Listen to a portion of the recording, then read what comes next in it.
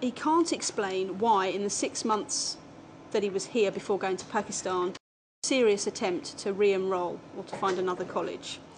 Well, I mean, I think just by doing that impacts on his credibility. And whilst he says, no, this college are just taking money off me, they've never provided me with any lessons, I don't think that's a good... And that shows that he's not a genuine student who's committed to studying in the UK. And also he lied. As soon as he got to the desk, he gave a complete rubbish story, just didn't he? To secure his entry. To secure his entry. Yeah. So you have to question his intentions, don't you? Yeah. Okay, sir, I need to have a chat with you, okay? Come with me. Okay, my chief immigration officer has decided to cancel your visa. This is because we're not satisfied that you have been making any attempt to study in the UK. And that you lied when you came to the desk on arrival, yeah?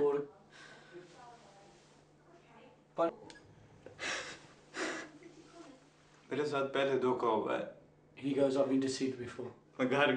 That's why I went home.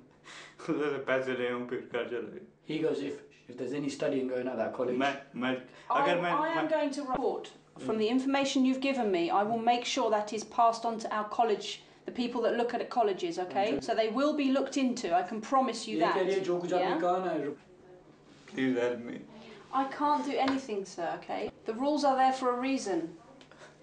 I can't just permit you to come into the UK as a student because you're not a student. You never have been. You must understand the reason why we have to enforce the rules.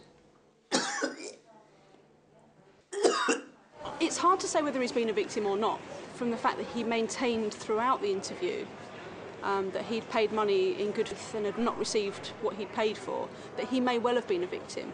The minute we then contact the college concerned, that they didn't want us investigating them, so they've denied all knowledge of him. Who's to say who's telling the truth and who isn't? It's just the bare facts are that he didn't study when he was given a visa to study. That's why it's been cancelled. Detained overnight and put on a flight back to Pakistan the next day. Officer Lee handed the information about the college over to colleagues in the investigation team.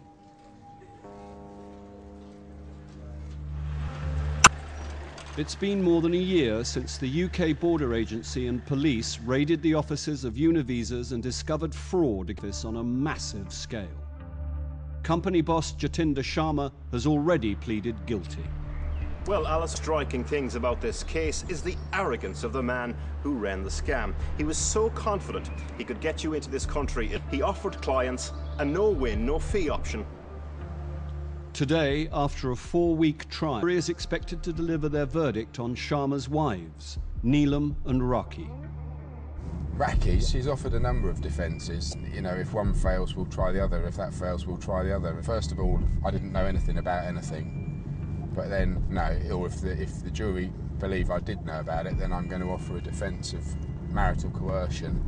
Neelam's defence is just, at the time, I wasn't aware of any wrongdoing.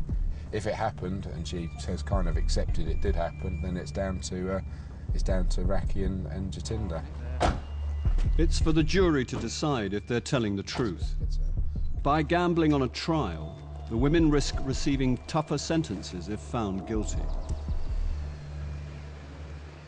It takes 4 days of deliberation before the jury reaches a majority decision.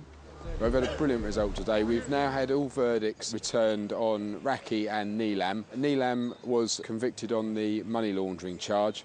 Raki was convicted on everything, all of the charges against her. We've just come out of court. Jatinder's been in the dock with them, and all three are sentenced.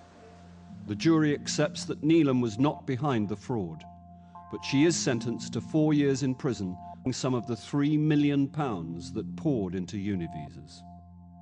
Raki conspired with Sharma to defraud the Home Office by submitting bogus visa applications.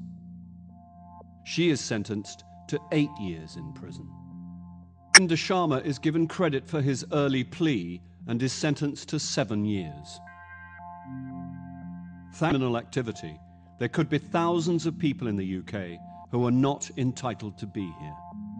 Univisas is an immigration consultancy. There are hundreds of those operating throughout the capital and throughout the country, and we'll be running similar sort of scams. So what we've really dealt with over the last 12, 13 months is I believe, the tip of the iceberg.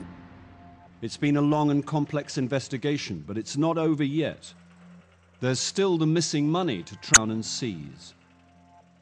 As for Jatinder Sharma and his 2 wives, they'll be deported to India after they've served their sentences.